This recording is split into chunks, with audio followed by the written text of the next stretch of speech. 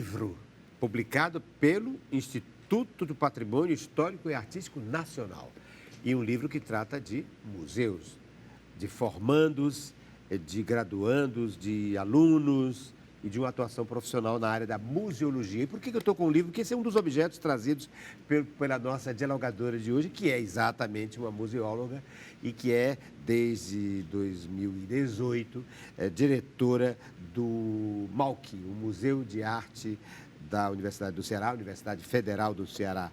E tem mestrado em graduação também em museologia. Eu me refiro a ela, a nossa dialogadora, que é a Graciele Siqueira, que trouxe como primeiro objeto o livro. E é por aqui que a gente vai conversar, porque os outros objetos estão dentro desta bolsa que vem da Bahia. Vim da Bahia. Bom, vamos deixar que, à medida que o processo vai se dando no nosso diálogo, ela vai tirando daqui os objetos. Mas o primeiro seria esse. Sim. Porque acho que esse identifica você, não? Sim. Você é museóloga concursada pela Universidade Federal do Ceará desde 2008. 2008. Portanto, você está aqui há quase 2 décadas. Isso.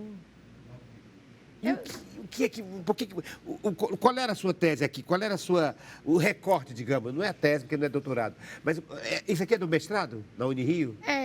Você é formada pelo curso de museologia da Universidade Federal do Ceará, criado à época, quando era reitor B de Paiva, o nosso cearense.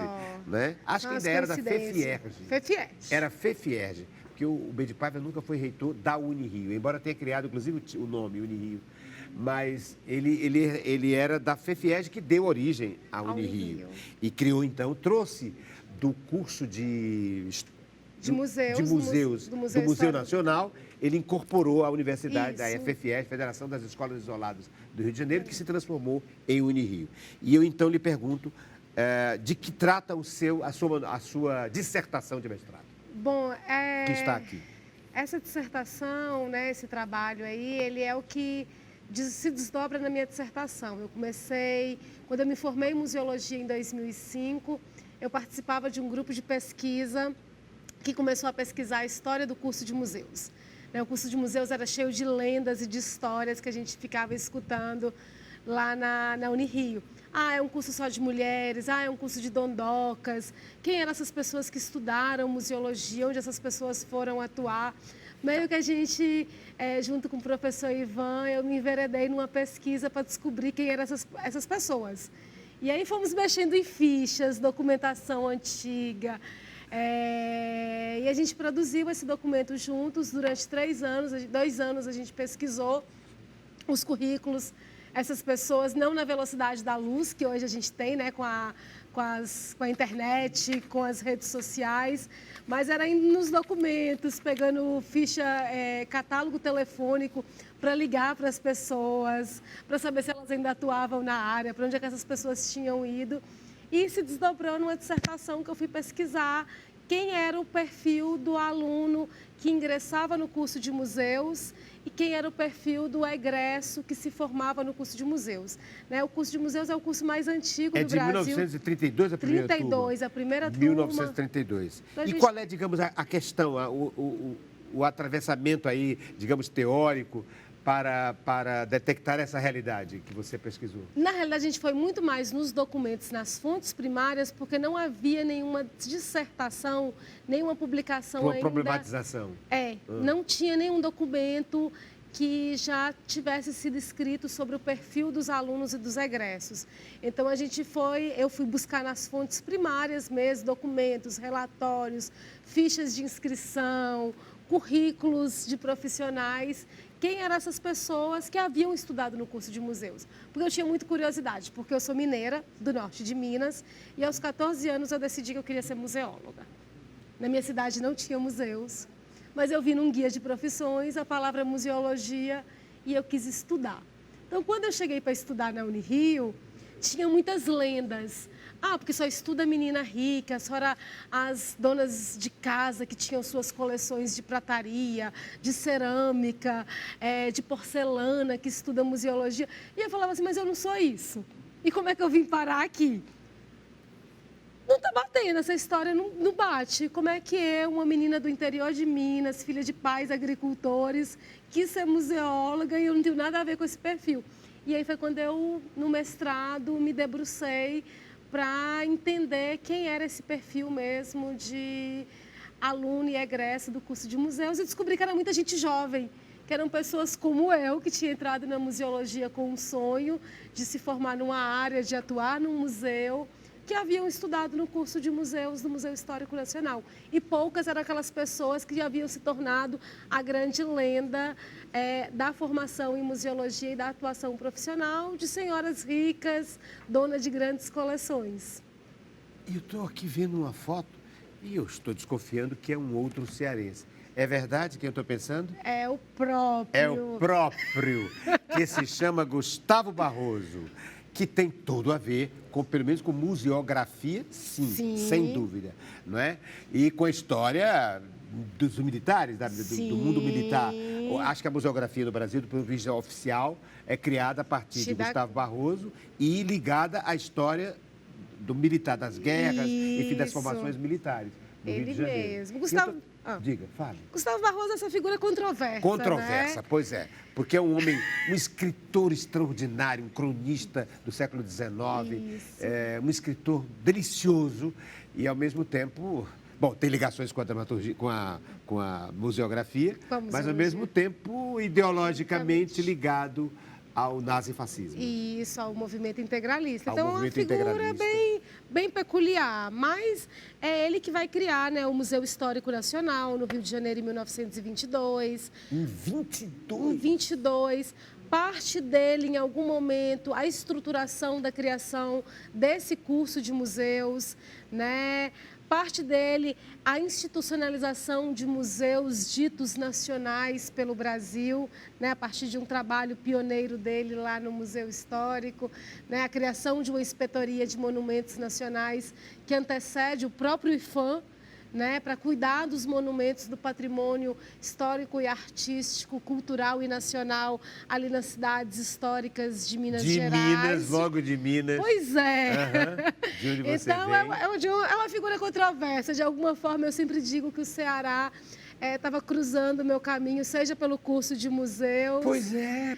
Para eu chegar até aqui e me tornar uma... E depois esse curso de museu, do Museu Nacional, que forma é a fonte de formação desses primeiros museólogos, tem a ver com o nosso Gustavo Barroso, o cearense, e depois a incorporação desse curso pela universidade, que depois se transformaria na Unirio, por um cearense de novo, B de Paiva. Foi quem criou o curso de museologia. E no caso do nosso Gustavo Barroso, aliás, não só em relação a ele, mas, enfim, o começo da museologia é a museografia, não? Isso, ele escreveu um livro sobre técnica de museus, né? Para as pessoas entenderem o funcionamento de um museu. Ele é pioneiro nessa área. Mas não no sentido da museologia. Estou fazendo a separação entre museografia e museologia, considerando que a museologia é um pensamento sobre. É uma ideologia sobre, né? É uma reflexão. É uma ciência. É uma ciência. É um campo científico, a museologia. E ele pensava muito mais na formação de conservadores de museus. De conservadores, de exposição. Profissionais que fossem cuidar dessa memória nacionalista, militar, né? Essa memória áurea aí das instituições. E na própria escolha da museografia de colocar este e não aquele objeto no museu, isso já está implícita uma questão ideológica, não é? Com certeza. Eu vou colocar no museu que é a espada do general, as fardas, as dragonas, os dragonas, né? Os símbolos de poder, né? O olhar de determinadas efemérides, né? Isso, escolhe o que lembra. Isso já é uma muito posição. que esquece, né? E ele muito ligado ao mundo do militar desde criança, desde né? sempre, né? Encantado com isso. E esse culto à saudade, que era peculiar da escrita dele também, né? Culto à saudade. Esse saudosismo que ele tinha dos tempos antigos, dos tempos de outrora. O livro lindo chamado Coração de Menino. Isso. Né? Ele tem um sobre o Liceu do Ceará também, né? Do Liceu do Ceará. E tem a ver com o teatro, engraçado, estou me lembrando. Ele foi uma espécie de amador, assistente do Herculano Ramos, que trabalhava com a parte de cenografia do Teatro Zé de Alencar, na fundação do teatro, em 1910, do Teatro Zé de Alencar. Então, ele era ligado a desenho, as efemérides, a história, a saudade. Você lembra? Tem pelo menos 2 livros sobre saudade. Sim. Sobre o Ceará, sobre Fortaleza, sobre as praias, e sobre o movimento estudantil, os dos jovens. Enfim, é tão lindo e, ao mesmo tempo, tão controverso. Controverso.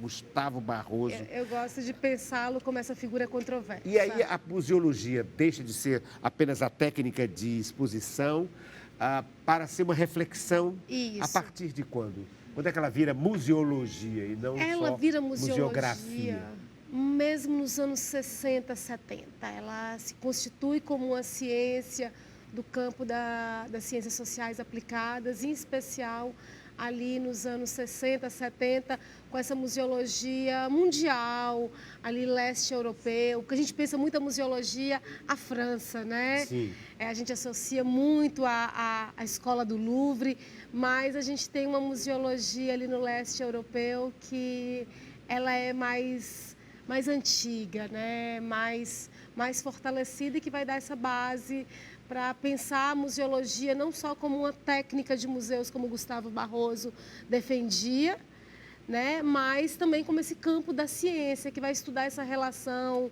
do homem com o meio, com os objetos. Uma pegada mais antropológica, sociológica. Isso. E menos ligada a efemérides e a uma classe social de domínio, da história feita por outras camadas e não só pela elite. Pela elite, os generais, os presidentes e as pessoas que tinham cargos públicos mais importantes. O império, né? O império. E os anos 70 é o ano da revolução na museologia, né?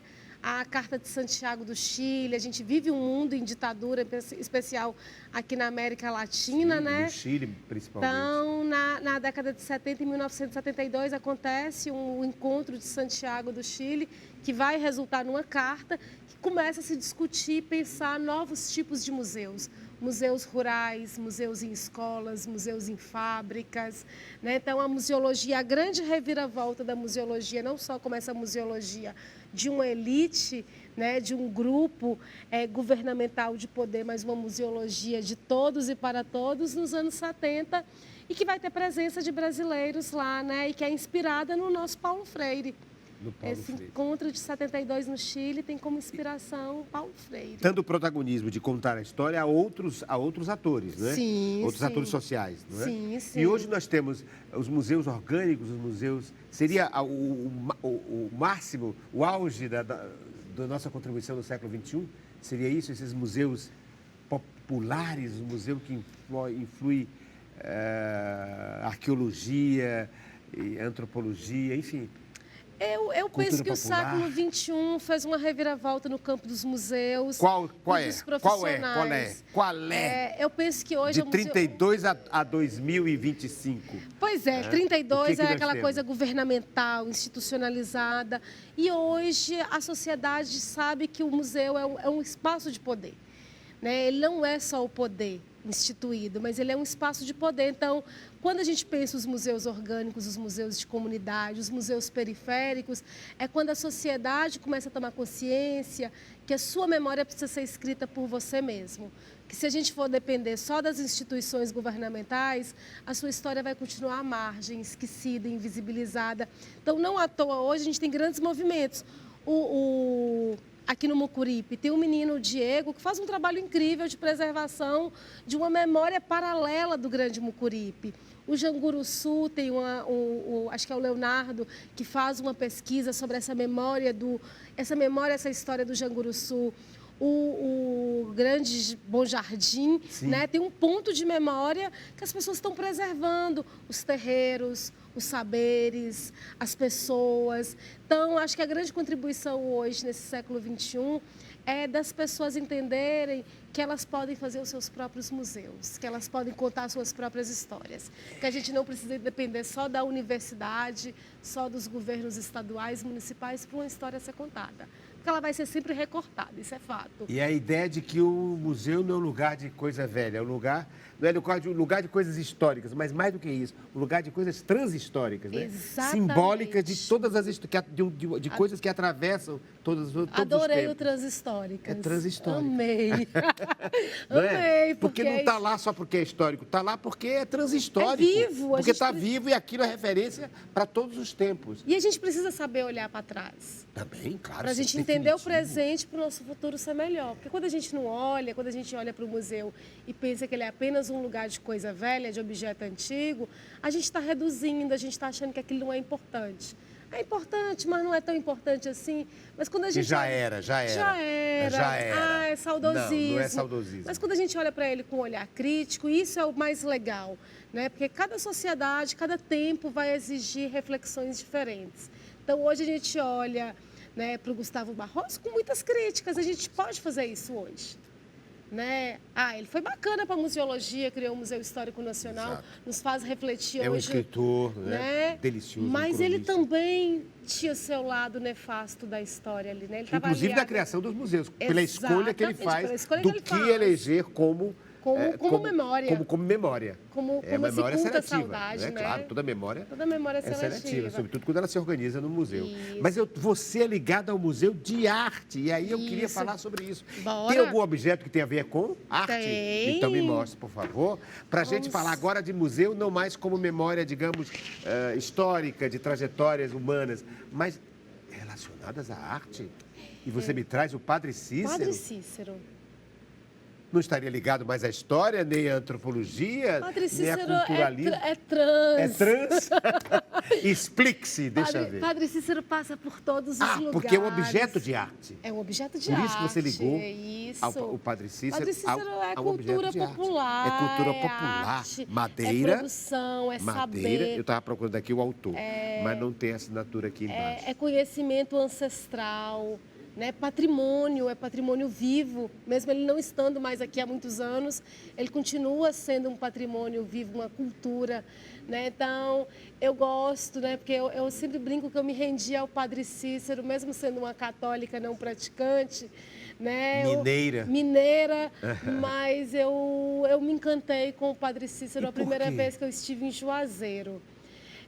Eu me encantei com a energia daquele horto, daquelas pessoas indo ali pedir graças, agradecer. E um celeiro de cultura, E no celeiro de cultura, de música, né? de artes plásticas, de vestuário, de tudo, né? O Padre Cícero, né, tinha os mandamentos para a natureza. Sim. É muito rico. A história está ligada ao caldeirão, está ligada à fé, está ligada aos milagres, está ligada à economia, né? Mas está ligada a um personagem que é o Mestre Nosa, né? Mestre Nosa! Infelizmente, essa não é dele. Gostaria que fosse. Não está assinado aqui do Mestre Nosa. Mas, conheci o Mestre Nosa. Mas no mal que a gente tem uma coleção foto do com Mestre ele, o Mestre Nosa. Que mostra que a cultura popular, ela não é pequena, ela é grande. A Dona Cissa do Barro Cru. Dona Cissa, as Cândidos, né? A Maria de Lourdes, a Maria do Socorro, as irmãs Cândido ali que fazia a produção no barro. Coisa linda. E aqui, não sei se tinha o Museu de Arte Popular, de Arte e Cultura Popular, da antiga Insetur, Empresa Cearense de Turismo. Não tem mais esse museu. Eu acho que ele está fechado para a reforma, né? Ele está fechado há alguns anos para a reforma. E é engraçado porque, veja, aí já vamos ver. Tem quadro, um outro quadro, uma coisa assim que pudesse, além da cultura popular, trabalhar com pintura ou com escultura, outra. Vou trazer Só para colocar outro tema. Um livro que é sobre talvez um dos personagens mais importantes para a história do mal. Antônio Bandeira e a Poética das Cores. De nada mais, nada menos do que Gilmar de Carvalho. Na realidade, esse livro traz alguns personagens muito importantes para a história do Malc, né? Tem o próprio Antônio Bandeira, que levou o Martins Filho em 49 para visitar os museus franceses. Sim. Na Embaixada Clóvis Bevilacqua. E é ali que o Martins Filho se encanta com o poder dos museus de arte, da Outro cultura. cearense, Clóvis Bevilacqua. Clóvis Bevilacqua, Antônio Martins Filho. Antônio Martins Filho. Cria em 1961, o MALC. O Museu Por isso que chama-se MALC. Devia ser Malfci, Mas, na mas verdade, muito feio, não, porque Maluf, quando sim. ele criou em 61, a universidade ainda não tinha esse nome Não tinha federal. federalizado. Não tinha federalizado. Então, era Universidade do Ceará. Então, MAUC é M-A-U-C, portanto, Museu de Arte da Universidade do Ceará. E aí você tem aqui o Antônio Bandeira. O Antônio Bandeira que doou parte das obras da obra dele para o museu, para constituir o museu. É o primeiro artista que faz uma exposição individual no Museu de Arte. Ele que estava morando em Paris nessa época. Ele que estava morando em Paris nessa época. Né? Quando Martins Filho começa a pensar o projeto do MAUC, é a ele que ele recorre. Né? Isso está registrado na revista Clã, numa entrevista, que ele pergunta ao Bandeira: eu crio ou não crio um museu de arte para o Ceará? Né? Então, e aí tem um texto, né, que é do professor Pedro Eymar, que fala que foi diretor do MAUC durante muitos anos. Assim como a Azuleide. Azuleide foi diretora também, foi a primeira diretora mulher do MAUC, primeira diretora mulher efetiva. E o professor Pedro Eymar traz a importância do encontro entre os Antônios, né? Entre Antônio Bandeira e Antônio Martins Filho. Né? Em Paris, em 49, para se pensar, para se germinar a ideia de um museu de arte para o Ceará. Acho que está no livro do Lira Neto, sobre a biografia de uma universidade, a relação desses dois Antônios. Isso. E que o Antônio Martins Filho contrata de forma amadora, mas depois tenta até fazer profissionalmente isso, para que ele seja um cicerone, um guia para indicar o que ele deveria ver nos museus europeus, e ele sobretudo parisienses. Em Paris, o Bandeira acompanha. Paris acompanha. Mas ele não segue nem para a Itália, nem para a França com o Martins Filho. E o Martins Filho é responsável por trazer a cultura popular para o Museu de Arte. Desde o começo. Já desde o começo, porque ele é nascido no Juazeiro, no Crato. Ele é do Crato. Ele é do Crato. Antônio Martins Filho do Crato. Como o Servo Esmeralda. Ele é de Crato. Ele é de Crato. De Crato. Cratim de açúcar. Meu cratim de açúcar. Então, aí tem vários personagens que a história está conectada ao Crato. Tem o Servo Esmeralda. O Servo, que é do Crato também. Que é do Crato também, que é importante para a história do MAUC. Está na base da coleção, da formação da coleção de estilogravura do MAUC, que é do Cariri, que compra as gravuras europeias que estão no acervo do museu hoje.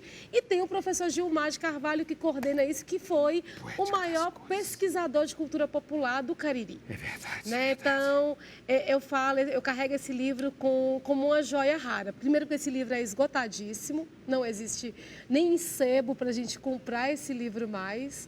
Então, esse livro ele é uma joia rara porque ele não tem só a história do Antônio Bandeira, mas ele tem a história do museu aí dentro, com a imagem das obras, das 40 obras do Bandeira na coleção do MAUC. O museu fica ali, na esquina da Avenida da Universidade, com 13 de maio. Em frente à reitoria da Em frente à reitoria da Universidade Federal do Ceará. Não tem como errar. Naquele campus em que o próprio Martins Filho cria. Vai criando, né? Vai comprando as casas, vai criando. Muito depois é que surgiu o PC. Mas, enfim. E as obras do Bandeira são de que fase? É da fase abstrata, é ali dos anos 50, início dos anos 60. A fase abstrata do Bandeira. A única obra que a gente vai ter 100% figurativa é a obra da capa, Retrato de Menino, né? Que é um autorretrato dele. E que essa obra pertenceu, antes de ser vendida para a universidade, ao pai do professor Ismael Por Deus. Que é outra figura importante para a gente entender a cultura popular no Ceará. Né? Então, esses personagens eles vão se conectando, né? Martins Filho, Padre Cícero, Gilmar de Carvalho, Servo Esmeraldo, Antônio Bandeira, porque o Bandeira tinha coleção de cultura popular na sua casa, né? Quando ele falece em Paris, né? E a gente vê as fotos do Bandeira, ele tinha coleção de Carranca, de Padre Cícero, de imagens. E você tem, antes mais ancestral ainda, o trabalho lindo daí das cavernas, das pinturas rupestres, do nosso Estrigas. Que criou o Museu Firmeza, Mini Museu Firmeza, que está lá do Modubim, hoje administrado pela família, com essa figura linda também chamada Nice. Nice Firmeza. A Nice Firmeza. doceira, arte educadora e pintura. Bordadeira, E pintura. Que lindo. Mulher incrível. E como você falou de pré-história, eu trouxe aqui uma referência de uma viagem que eu fiz em 2018, que foi a Serra da Capivara. A Serra da Capivara. Quando eu entro na museologia em 2001, foi a primeira vez que eu escutei falar de Nied Guidon. Sim, a antropóloga. Que é antropóloga, francesa. Né? Francesa, brasileira, franco-brasileira. Franco-brasileira. Morreu recentemente. Faleceu esse ano, que transformou aquele lugar num parque nacional. Um parque nacional. Onde tem a maior concentração de pinturas rupestres do mundo. É na Serra da Capivara.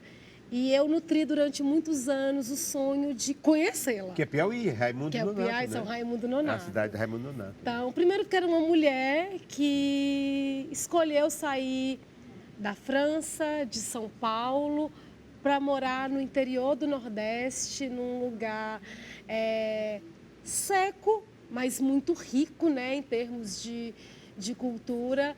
E uma grande mulher, assim. Mas isso aqui não é uma peça original, óbvio que não é. Óbvio que não é. Um souvenir que eu ganhei na viagem. Não é? Porque não tem nada a ver com pintura rupestre. Tem uma referência à cultura rupestre. Tem a imagem do primeiro beijo da humanidade. O primeiro beijo, é verdade. Do primeiro beijo. Que está lá, né? Que está lá. O primeiro beijo é uma figura humana, duas figuras antropomórficas, não é? Que se aproximam como se fosse o primeiro beijo da humanidade, não é? Estamos falando da era muitos anos, das calendas, né? Muitos anos dos estreitos, onde estavam tudo junto e foram se separando. E que coisa linda! O homem que a gente chama de os povos originários, enfim, o povo que está lá antes de tudo, ligado à arte, né? A necessidade de ver e de transformar a rocha em tela. Vamos falar disso no próximo segmento do programa, porque vamos falar com ela. Vamos falar mais ainda de pintura, desde a pintura rupestre, dos grandes figuras, com ela que é diretora do Museu de Arte da Universidade Federal do Ceará, a museóloga Graciele Siqueira, a nossa dialogadora de hoje. No próximo segmento do programa Diálogo.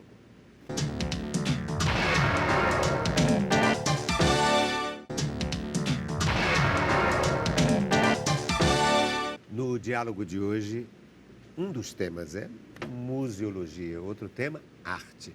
Por quê? Porque a dialogadora de hoje tem tudo a ver com esses dois temas. Ela é museóloga e dirige uma instituição, um museu de arte da Universidade Federal do Ceará. E ela se chama Graciele Siqueira, que me trouxe assuntos sobre isso, objetos relacionados a isso.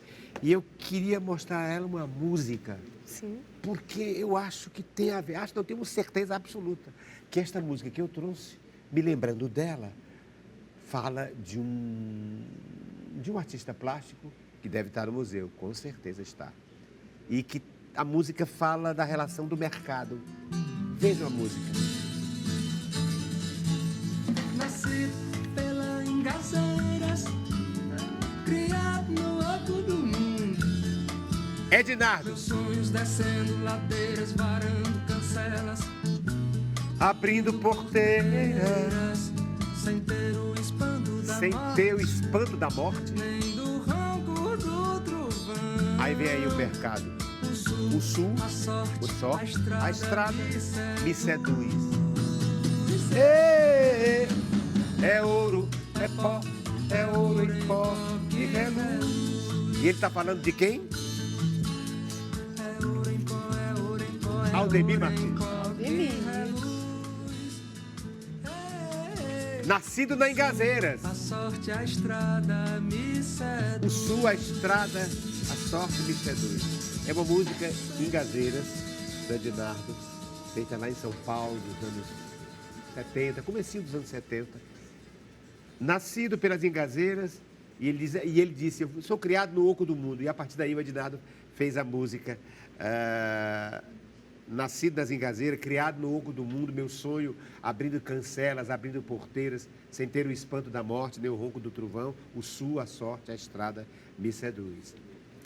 Tem lá, não tem? Sim, temos uma sala especial. Uma sala especial sobre Aldemir Martins. Martins. E eu trouxe porque é música, e sempre tem uma música para você comentar, o nosso dialogador comentar, o dialogadora, e também porque eu queria conversar sobre esse tema, de alguém que encantado pelo Sul, pela industrialização, porque ele tem um trabalho de artes não só em quadros, ele tem em objetos, em pires, em pratos, em xícaras, em garrafas, em roupas.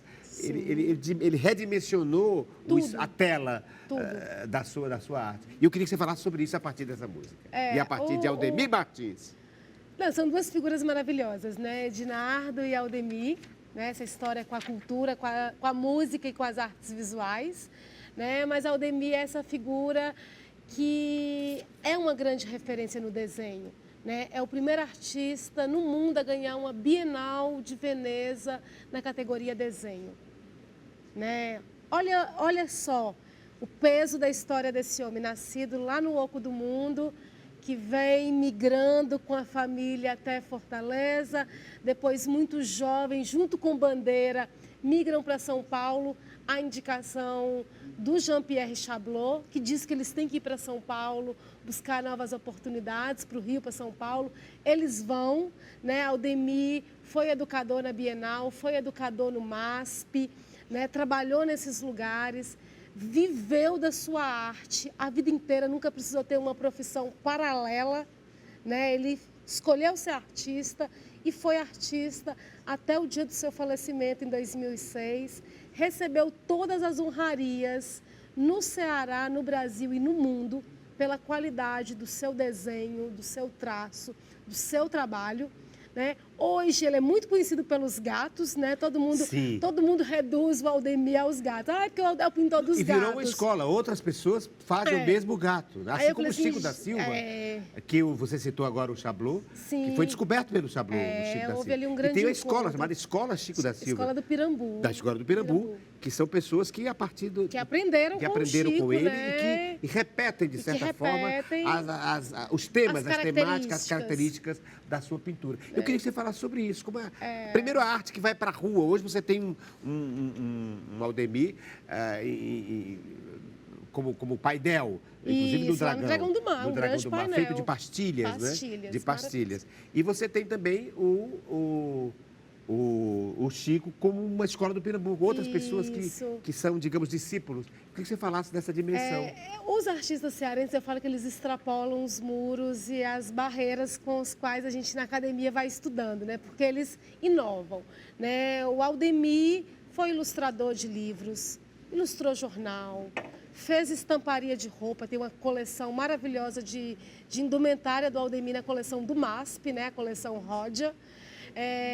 Fez embalagens de lata de sorvete Paquibon, fez pratos, pintou, desenhou, né? É incrível, porque ele foi versátil, né? Hoje ele é popular com os gatos e galos, mas o Aldemir, ele é reconhecido pela qualidade do seu desenho, do seu traço.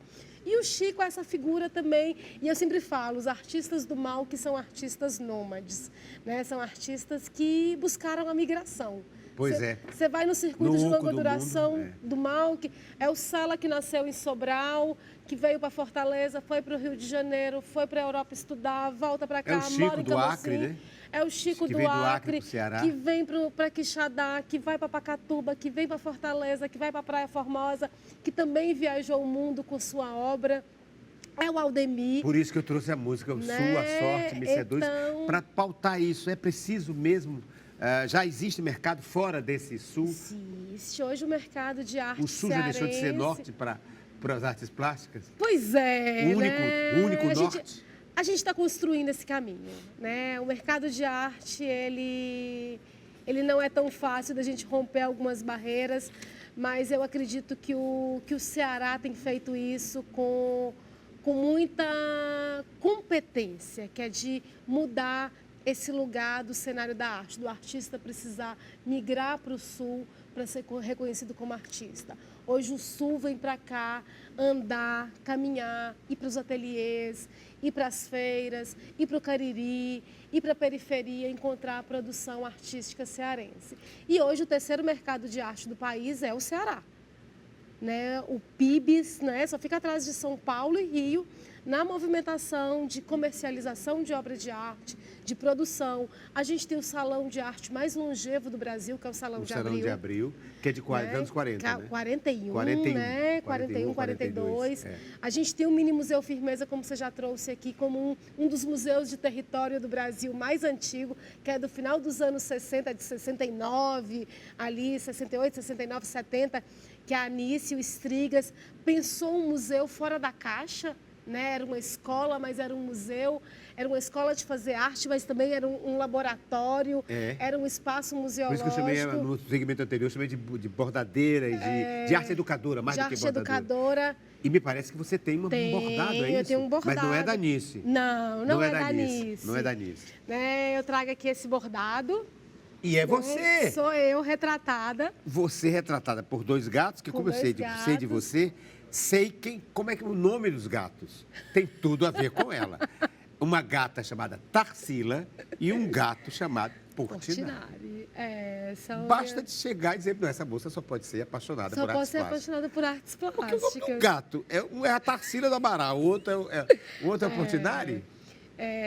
São meus filhotes. E aqui é bordado? É o bordado produzido pelo artista Mário Sanders. Olha aqui o contrário, né? A gente vê que é bordado mesmo. Olha aqui. Bordado de verdade e o verso é tão bonito quanto a frente. É verdade? É tão bem Daria feito. Outro quadro. Daria outro quadro. Né? Foi um presente de aniversário que o Mário me deu em 2000. Mário Sanders, que fez parte do grupo Fratura Exposta nos anos 80, né? Trabalhou como ilustrador do jornal O Povo, né? E que é meu namorado hoje, né? E que em 2020, ali no contexto da pandemia, para me fazer um pouco mais feliz, num aniversário, ele fez essa surpresa de me bordar com os meus filhotes. Os dois, os gatos, a gata e o gato. O gato e a gata. E a gata. A gata que é você. A gata no outro sentido. Então, também trazer esse bordado hoje, não só como um objeto que durante muitos anos esteve ligado à produção feminina, à produção do lar. Né? O bordado, durante muitos anos, foi associado ao trabalho da mulher, de bordar o enxoval.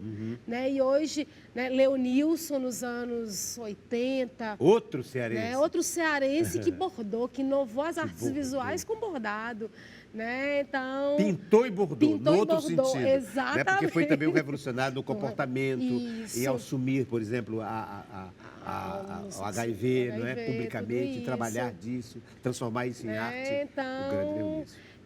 Eu trago esse bordado, né, como um lugar afetivo para mim, E é interessante, hoje a neurociência já prova de que há uma ligação estreita entre cérebro e mão. Sim. Né? E que, portanto, o trabalho de escrever ou de bordar é um estímulo, é um exercício cerebral de percepção, de ampliação.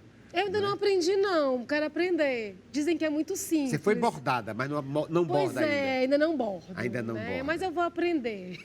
O Mário, você falou Mário Sanders, né? Mário Sanders. É aquele que teve um ateliê na Praia de Iracema, não é? Isso. É ele mesmo, é dele mesmo que nós estamos falando, né? É dele mesmo que eu estou falando. Demais.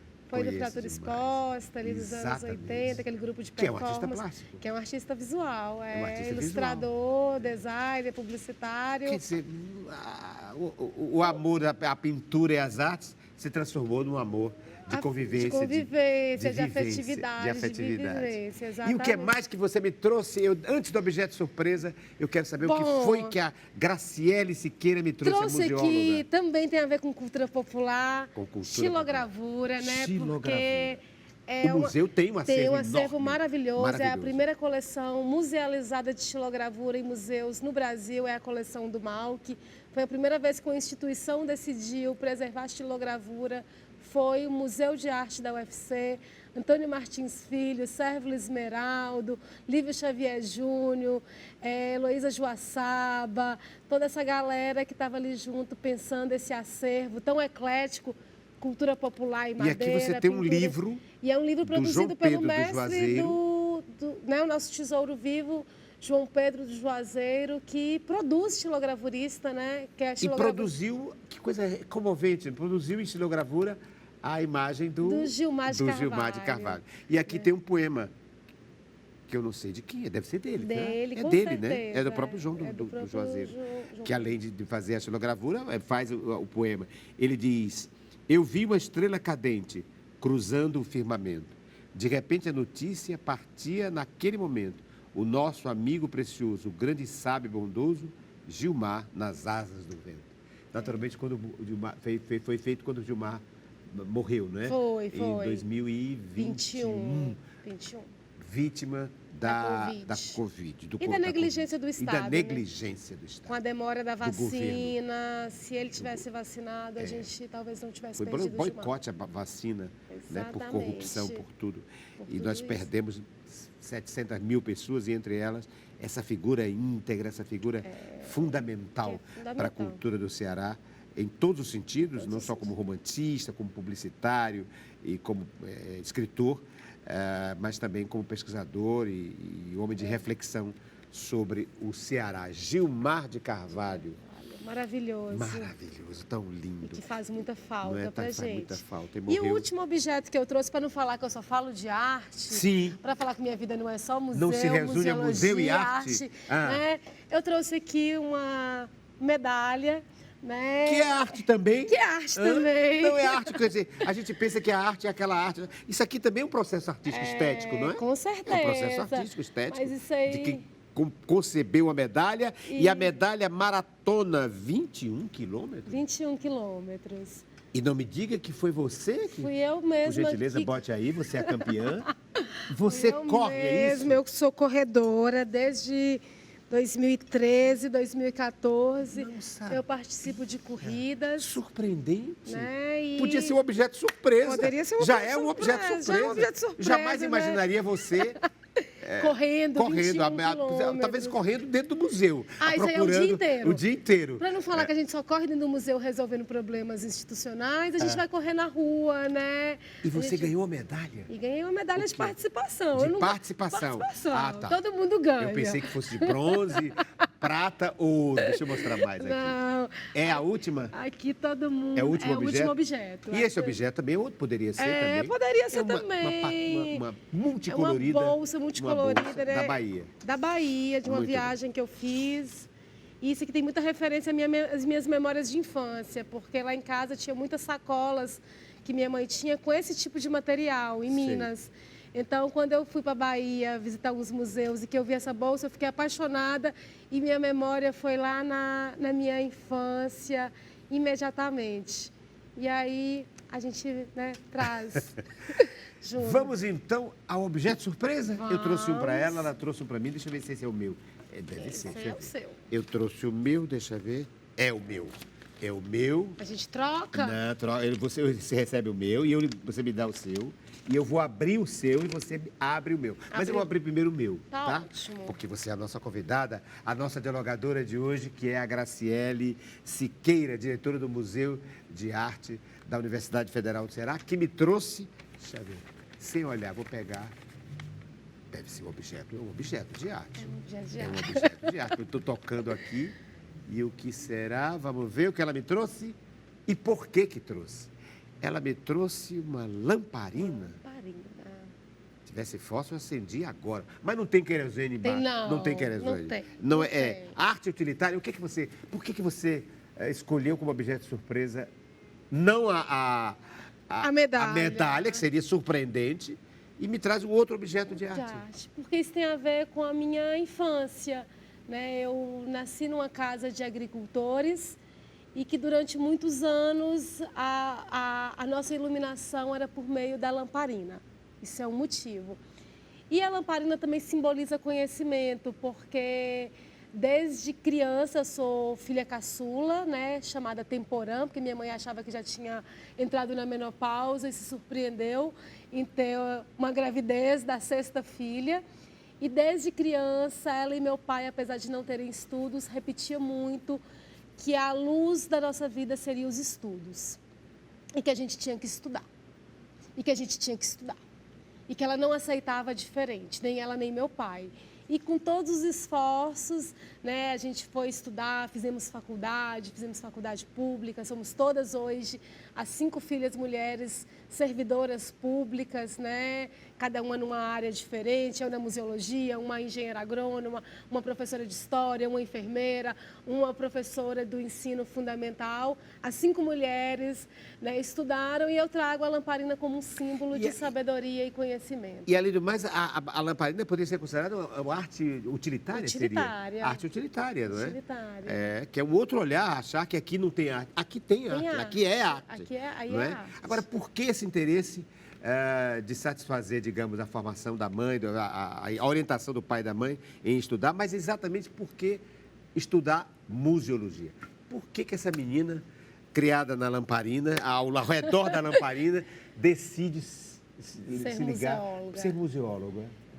Podia ser engenheira, podia ser advogada, podia ser médica.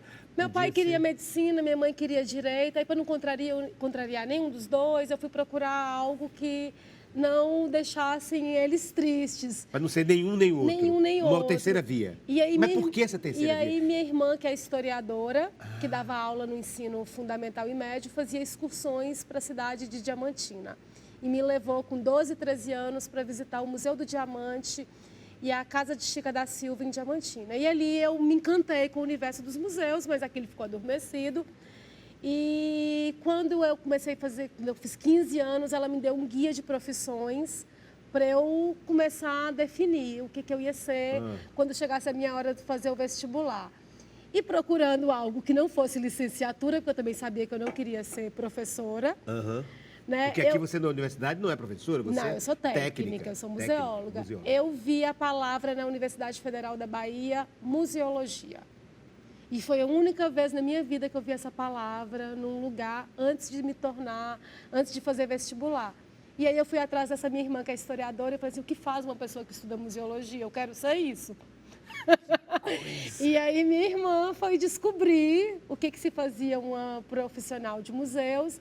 E no ano de 2000 eu fiz vestibular para a Unirio e fiz vestibular para a Federal da Bahia, para o curso de museologia, e passei em 2001, eu comecei essa trajetória. O que levou, eu não sei, mas eu me apaixonei pela palavra, eu me apaixonei pela grafia. E o que é que encanta em você no museu, no ser do museu? Encanta um museu. O que é? Se você tivesse filosofar, que tivesse conceituar. Porque para mim o museu é um lugar encantador, é um lugar vivo. Né? Eu escutei toda a minha vida. Minha mãe, quando eu falei que eu ia fazer museologia, minha mãe falou assim, o que você vai fazer trabalhando com tanto objeto velho?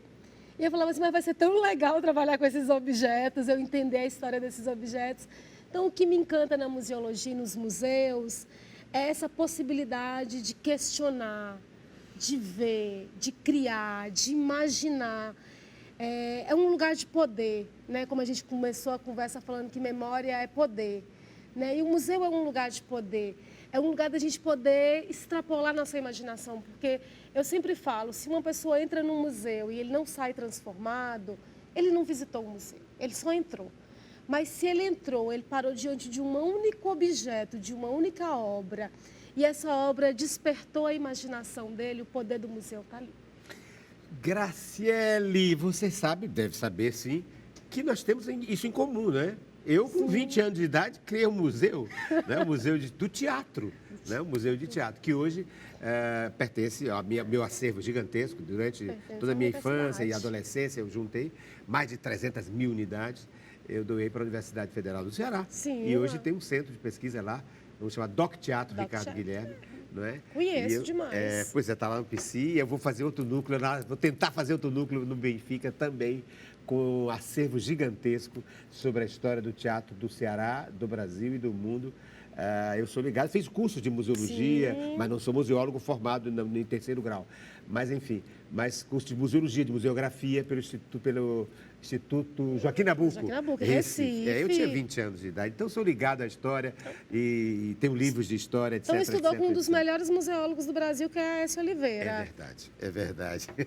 Fernando Ponce Desde o começo da minha vida, apaixonado por museografia, por museologia e por história. Tanto que sou professor hoje aposentado da Universidade Federal do Ceará, na área de História. Mas o que eu trouxe é você tem a ver com isso, um pouco de História e um pouco de arte. Veja o que foi que eu trouxe, uma provocação de imagem. Olha aí. Não, olha aí, eu trouxe um quadro. Um quadro em como se branco. fosse em branco, uma lembrança, como se fosse uma lembrança que você bota aqui, ó. Opa. Entendeu? Só que dentro da imagem, Tá em branco, a gente conta a história que a gente quiser. a partir daí eu fiz a provocação imagética para você falar de memória, de arte, enfim, do que você quiser a partir desta imagem. Para mim é isso, é um quadro em branco que me permite contar a história que eu quiser. Ou baseado nos documentos, nas referências, nas memórias coletivas. É importante hoje a gente pensar esses lugares de memória a partir das memórias coletivas, em especial dos grupos historicamente invisibilizados. Mulheres, negros, indígenas, quilombolas, pessoas trans, né? Grupos que sempre estiveram à margem desses lugares, né? Dessas instâncias de poder que são os museus, que são as instituições. Então, para mim... O museu é um lugar. Agora, cabe ao museólogo escolher o que vai ficar na... Como vamos contar essa história. O que vai ficar aqui dentro da moldura, né? Qual história queremos contar. E onde colocar E com isso? quem queremos contar essa história e para quem queremos contar. Muito bem, Chico. A museologia faz a gente refletir muito isso. O que queremos, como queremos, para quem queremos, por que queremos. Né? Antes da gente montar uma exposição, tem muitas perguntas. E eu vou fazer uma pergunta, finando quase nos últimos minutos do programa. Temos 4 minutos num quadro do programa que se chama Isto ou Aquilo, baseado naquele livro da Cecília Meirelles. Isto ou Aquilo. Eu vou mostrando os objetos e você vai ter que escolher e a gente vai ver qual é o que vai ficar, tá? Por exemplo, o que você trouxe. Este livro ou a medalha? Ai, o livro. O livro. O livro ou o Padre Cícero? Ai, meu Deus, o livro ainda. O livro ainda. O livro ou a referência à pintura rupestre? O livro. O livro ainda. O livro ou a lamparina? A lamparina. A lamparina ficou. A lamparina ou o livro do Gilmar de Carvalho? A lamparina. A lamparina. A lamparina ou o livro também do Gilmar sobre Antônio Bandeira? Ai, meu Deus, os dois. Não, tem vai ter que só escolher um. ou isto ou aquilo. Ai, meu Deus. O livro. Ai. Ou isto ou aquilo? Ah, o livro. O livro. O livro ou a retratação dos gatos, da Tarsila e da... O bordado. O bordado, hein? O bordado? O bordado. Ficou com o bordado, então. Isso aqui não foi eu, foi você que trouxe, fui eu. Então ficamos com o bordado. Ficamos com o bordado. Ficamos com o bordado? Ou isso, aquilo, o isto. É. Entre aquilo e isto. E por quê? Porque eu acho que ele retrata e sintetiza a Graciele de hoje. Você né? Sou eu e os hoje, afetos. com meus afetos, né? Com os 2 filhos que eu escolhi. Você é mãe, você diz lá no seu perfil, sou mãe de gato. Mãe de gato. De 2 gatos. De 2 gatos. De uma gata e de um gato. De uma gata e de um gato. Então, Uma gata chamada Tarsila e um gato chamado Portinari, né? Esses 2 burgueses safados. Pois Enquanto eu estou trabalhando, eles estão dormindo e vivendo uma vida de luxo. Né? Mas é isso. Então, essa é a Graciele atual. Né? Tem um pouco da minha relação afetiva, né? Com o Mário, porque é uma síntese desse momento hoje. Sim, porque foi ele que desenhou, não é? Ele que desenhou, o namorado que desenhou. Foi ele que desenhou, quer dizer, foi ele que desenhou, bordou. ele que bordou. Ele que bordou. Né? Foi ele que levou para emoldurar, foi ele que pendurou lá na parede.